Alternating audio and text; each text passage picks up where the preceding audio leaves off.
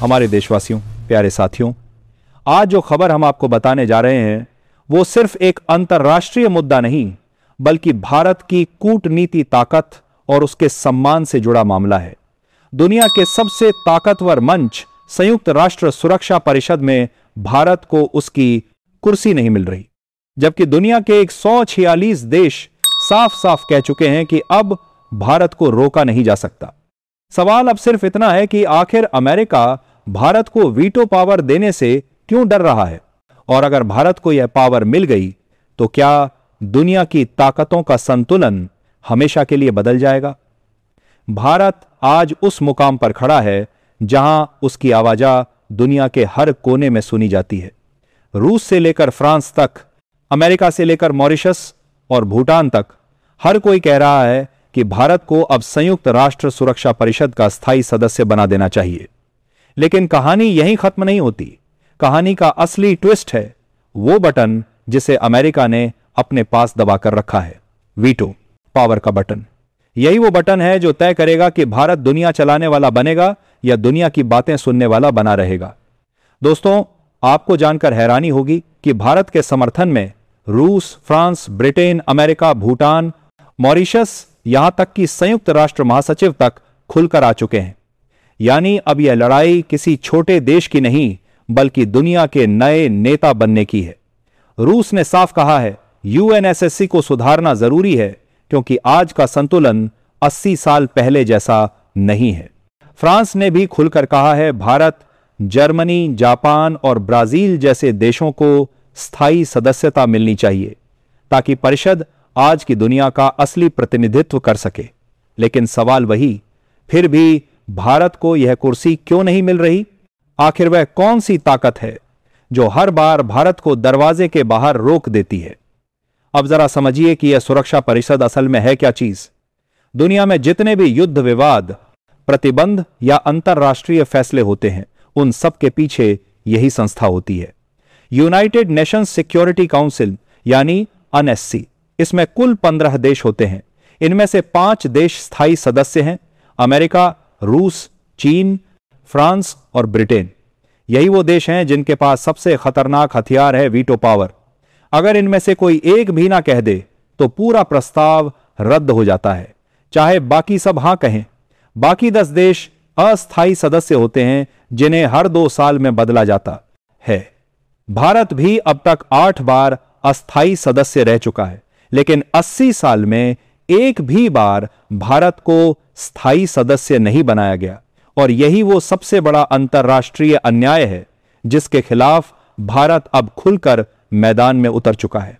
दोस्तों, जब रूस, फ्रांस और अमेरिका तक भारत का समर्थन कर रहे हैं तो फिर विरोध कौन कर रहा है? जवाब सीधा है, चीन। चीन नहीं चाहता कि भारत को न केवल स्थायी सदस्यता मिले बल्कि वीटो पावर भी मिले, क्योंकि चीन जानता है कि अगर भारत को वीटो मिला तो एशिया में सुपर पावर का ताज उसके सिर से उतर जाएगा। यही कारण है कि चीन हर मंच पर भारत की राह में रोड़े अटका रहा है। अब जरा सोचिए, 146 देश भारत के पक्ष में है, लेकिन सिर्फ एक चीन का नाम पूरे प्रस्ताव को गिरा देता है। यही वीटो पावर की ताकत है और यही वजह है कि भारत इसे पाना चाहता है। भारत का तर्क बिल्कुल साफ है। साल भारत इंडाली का 10/9/45 में जब संयुक्त राष्ट्र बना था तब दुनिया एकदम अलग थी। तब ना तो भारत की अर्थव्यवस्था इतनी मजबूत थी, ना उसकी सैन्य शक्ति इतनी बड़ी, लेकिन आज भारत दुनिया की 5वीं सबसे बड़ी अर्थव्यवस्था, सबसे बड़ा लोकतंत्र और वैश्विक शांति मिशनों में सबसे बड़ा योगदान देने वाला देश है। भारत कहता है अगर एनएसएससी सच में आज की दुनिया का प्रतिनिधित्व करना चाहता है तो उसमें भारत को शामिल करना ही होगा। भारत ने अब तक एनएसएससी में 8 कार्यकाल पूरे किए हैं। 10/950, 10/967, 10/972, 10/977, 10/984, 10/991, 2011 और 2021 में। यानी भारत बार बार इस मंच पर चुना गया, लेकिन हर बार स्थायी कुर्सी से वंचित रह गया। अब सवाल है कि भारत क्या कर रहा है इस लड़ाई को जीतने के लिए?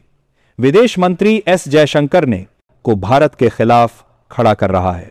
भारत की यह लड़ाई सिर्फ एक कुर्सी की नहीं है, बल्कि सम्मान और समान अधिकार की लड़ाई है। भारत ने कभी किसी देश पर हमला नहीं किया, लेकिन हर संकट में मदद का हाथ बढ़ाया। चाहे शांति मिशन हो या युद्धग्रस्त देशों में सहायता, भारत ने हमेशा दुनिया को जोड़ने का काम किया है। फिर भी जब उसे बराबरी का दर्जा नहीं मिलता तो सवाल उठना लाजमी है, क्या यह न्याय है? अब भारत के भीतर भी यह मुद्दा तेजी से गर्म हो रहा है।